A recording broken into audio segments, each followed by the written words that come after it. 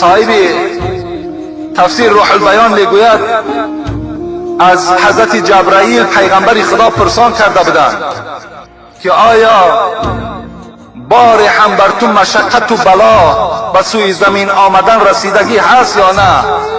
گفت 4 بار. گفت من بسیار عذاب کشیدگی هستم، به سوی زمین آمدن در 4 بار بسیار عذاب کشیدم. یکم این که وقتی که ابراهیم را به آتش می پرتافتند چه مشکلات بالای من آمده بود، حضرت جبرائیل گفتند. و دوم این که وقتی که اسماعیل را کارد میران، خداوند بر من امر کرد که رفته دم کارد را تغییر ده. من آمدم کارد ابراهیم را دمش تغییر دادم.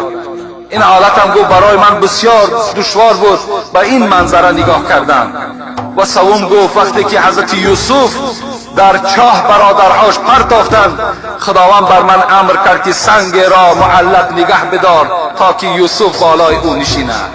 اینم برای من مشکل بود. و 4م عذابی که گفت من کشیدم این چی بود؟ این همین بود که حبیب خدا را وقتی که در جنگ احد دندان او را شهید کردند، برای من خداوند امر کرد که ای جبرائیل کاری کن که خون حبیب من در زمین نچکد. اگر خون حبیب من در زمین میچکد، در بالای زمین هیچ رستنی نمی روید. این زمانم گفت برای من خیلی مشقت بود.